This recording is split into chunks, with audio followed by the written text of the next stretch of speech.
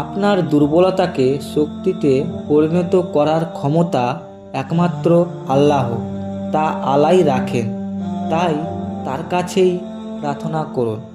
নিশ্চয় আল্লাহ আলা তাকে নীরবে ডেকে যাওয়া বান্দাদের হতাশ করেন না। কথা বলা যদি রূপা হয়, তবে নীরব থাকা হচ্ছে সোনা। আল্লাহর কাছে আপনি প্রার্থনা করা বন্ধ করে দিলে তিনি রাগান্বিত হন।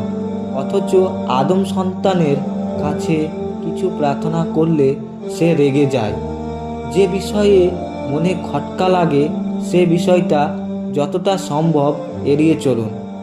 এমন কারো সঙ্গী হন যে আপনাকে আল্লাহর কথা স্মরণ করিয়ে দেয়।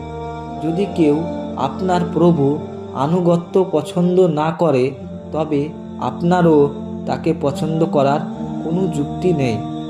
যখন পৃথিবীর কেউ আপনাকে বুঝতে চেষ্টা করছে না, তখন এতটুকু মনে রাখুন, আল্লাহ আপনাকে বুঝেন। নিজেকে দুশ্চিন্তা মুক্ত রাখতে প্রতিটা বিষয়ে আল্লাহর উপর ভরসা করুন, কেননা আপনার জন্য কোনটি কল্যাণকর তা তিনি ভালো জানেন। যখন আপনি কুরআন তেলাওয়াত করেন, তখন মনে করবেন আপনি আল্লাহর সাথে কথোপকথন করছেন এবং তিনি সরাসরি আপনাকে বলছেন। আপনি যদি চান আল্লাহ আপনার সবগুলো পছন্দনীয় কাজ গ্রহণ করুন, তাহলে আপনি আল্লাহর পছন্দনীয় কাজগুলোই করতে থাকুন। দিন ও দুনিয়া একসাথে অর্জন করতে কুরআন ও সুন্নাহ ব্যতীত অন্য কোনো পথ নেই। যদিও মনে হবে দুনিয়া অপূর্ণই থেকে যাচ্ছে, অন্যকে দাওয়াতে দিতে গিয়ে নিজেকে ভুলে যাবেন না, কারণ পরিবর্তন নিজেকে দিয়েই শুরু করতে হয়। মানুষের খারাপ দিক খোঁজা বন্ধ করুন, তাদের ভুলগুলো সহজভাবে গ্রহণ করুন, তাদের সাথে ধৈর্যশীল হন, পরিষ্কার একটি হৃদয়ের জনসংগ্রাম করুন এবং তাদের ভিতরের ভালোটা দেখুন। সর্বশক্তিমান কখনোই ওই ব্যক্তির ভুল প্রকাশ করবেন না যে মানুষের সম্পর্কে খারাপ কথা বলা থেকে বিরত থাকে।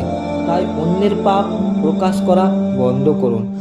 আমাদের জীবনে করা বড় ভুল কখনো কখনো আমাদেরকে পরিবর্তন করে দেয় সবচেয়ে ভালো মানুষের।